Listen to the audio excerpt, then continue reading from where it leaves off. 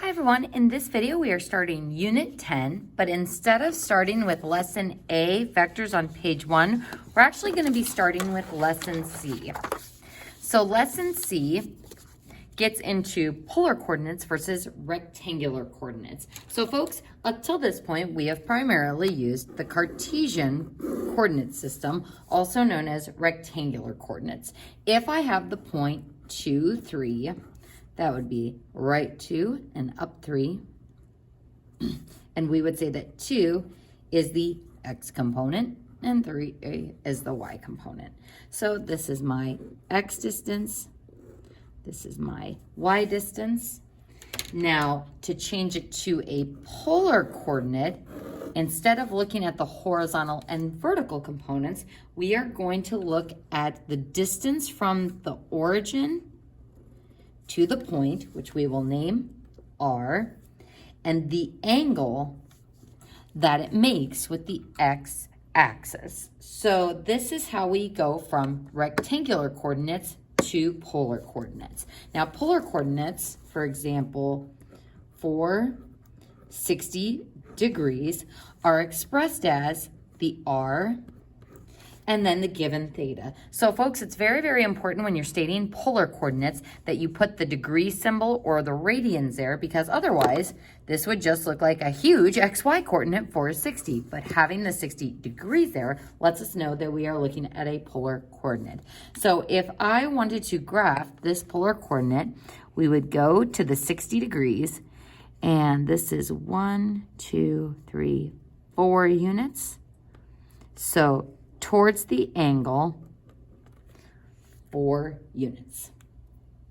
So in a polar coordinate system, each point, r theta, represents the distance, r, and the direction, theta, from the pole, which is our origin, or 0, 0. So folks, the interesting thing about graphing polar coordinates, instead of going x and then y, or instead of going r and then theta, what we do is we go to the direction angle first, and then go either towards it or away from it, depending on the sign of r.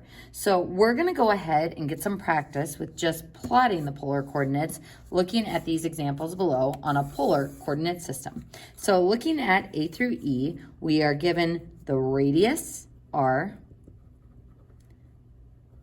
and we are given the angle, theta. We start with the angle, and then we go towards it or away from it based on the radius. So I'm gonna go ahead and start with this first one, which is 2 pi over 3. So pi over 3 would be here. So I am going to look towards that angle, and since the radius is a positive 2, I'm gonna go towards that angle, 2 tick marks. And I'm gonna label this as point A. Then on B, we've got 7 pi over 6 and 4. So there's 6 pi over 6. So this would be 7 pi over 6. 6 pi over 6, because that would be just 1 pi. So 7 pi over 6, 1 6 more, 7 pi over 6. So if I look at that angle and then go towards it, 1, 2, 3, 4 units, that would be coordinate B. Now C is where it starts to get a little more interesting, because I have negative 45 and then negative 45 for the angle and then 3 for the radius. So negative 45 would be going down to this middle wedge here. So this is negative 45 degrees. But if I wanted, I could express this as the positive angle going up from the x-axis. That would be a positive 315.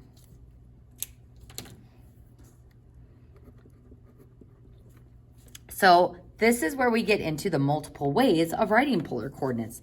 This coordinate is actually the same as this coordinate. So same angle, but represented with a different sign, the positive version and the negative version. So this is 315, so I'm going to go towards it from the pole 3 units. So 1, 2, 3. And that would be polar coordinate C. Then on D, this is where we come to our first negative R value. And I want you to go ahead and press star by both D and E because those have negative R values. Off to the side, I want you to write when R is negative,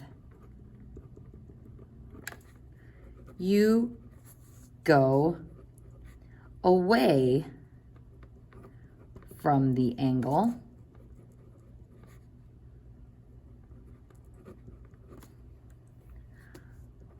from the pole in the opposite direction.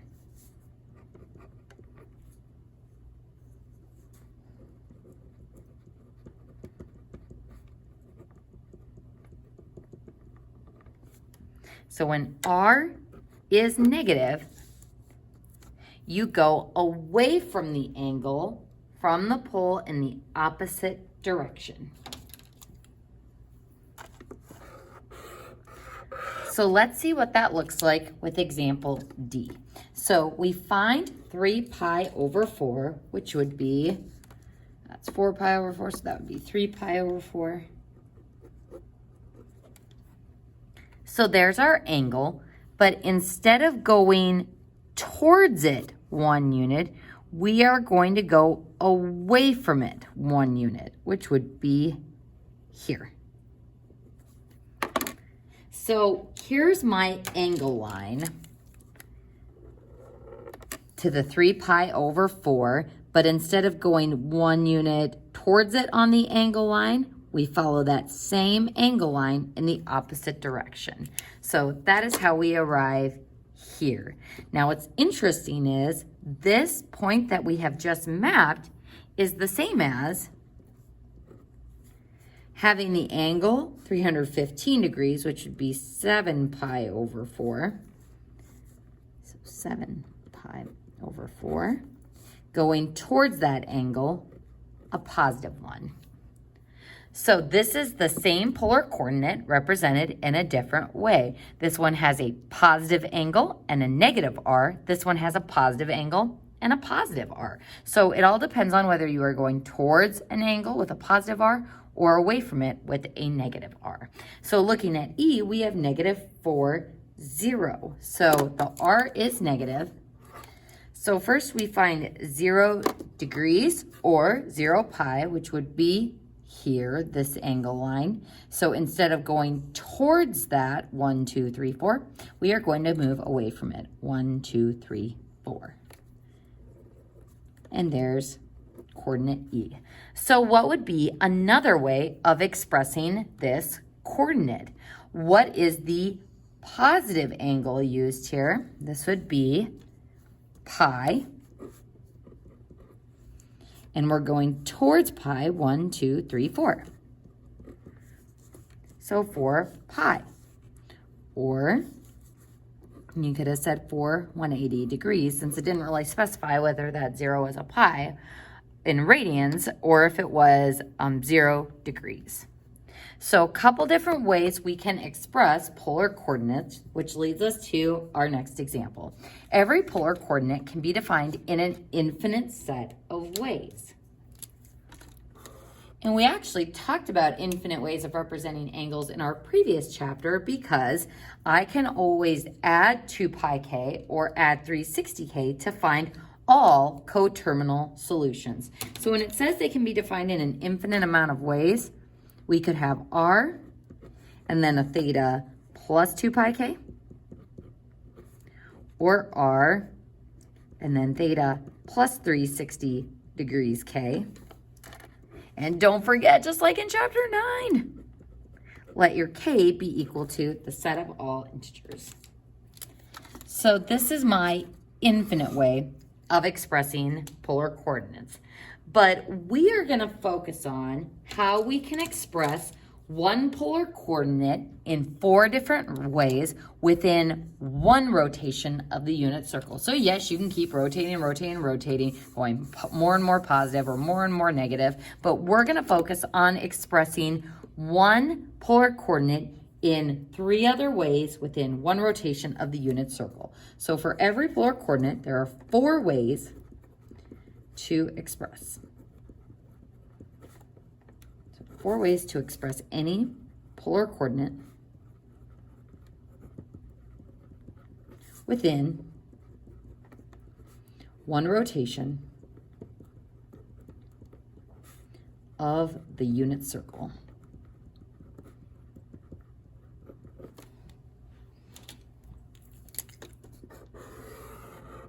And I find it helpful to think of the different combinations that we can have for R and for theta based on their signs. It's easiest to start with the positive R, positive theta version, which is the ones we graphed in examples A and B. After I find the positive version, I usually find the positive R and negative theta, and then the negative R positive theta, and the negative R negative theta last. So folks, to help us with this section, we are going to be looking at the point 260. So 260 degrees, which is my positive polar coordinate. So using your kind of mini unit circle sheet, the one that has 4 on it, we are going to illustrate what finding that same coordinate 4 different ways looks like. So let's go ahead and start by finding 60 degrees, which would be here. And I'm going to go 2 tick marks towards it. So if I just draw one of those inner rings, like this, this is like moving 1, 2 towards that point. So I am going to say that this is 260 degrees. So this is what rotating up in the positive direction to that point looks like. Now, what if I wanted to use the same R2, but use a negative angle? So in this case, instead of rotating up from the x-axis, I would be rotating down.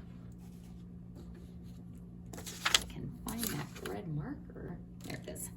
So instead of rotating up 60 degrees, I'm going to rotate down and go all the way around until I hit that same angle line. So what's nice about this positive angle and this negative angle is they kind of add up to be 360 degrees, because as you can see, this does make a full rotation, but the sign of this one is going to be negative. So the size of this red wedge is 300, because 300 plus 60 is 360. But because it is rotating down from the x-axis, it is a negative 300 degrees. So if I rotate down 300, it takes me to that same angle line, and then I go towards it 2 units, which takes me to that point.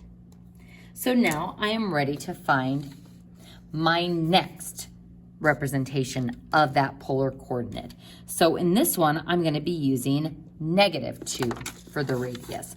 So what we want to do is think about what angle is in the opposite direction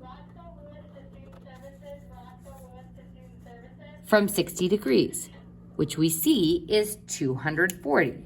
So if I start by going in the direction of 240 degrees, but then the negative radius moves me along the same angle line in the opposite direction, 240 with a negative radius will take me back to 260 degrees.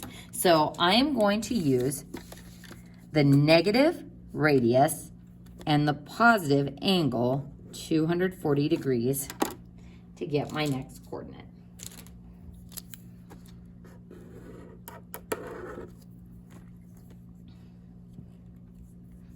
So this is rotating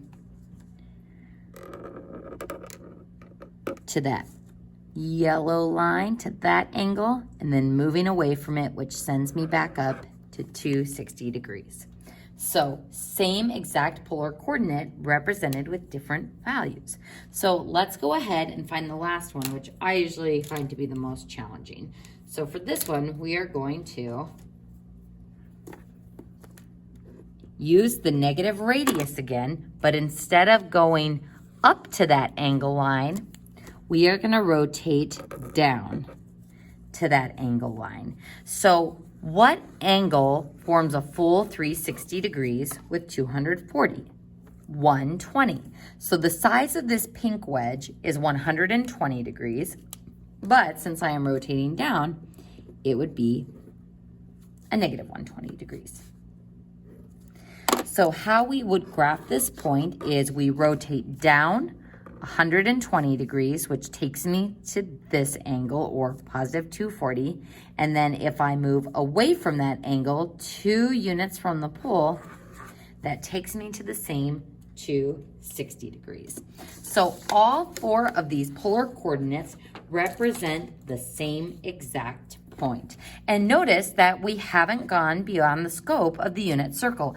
I didn't go over 360 degrees, and I also didn't go under negative 360 degrees. So this is all within one rotation. So that concludes page 7 of the notes.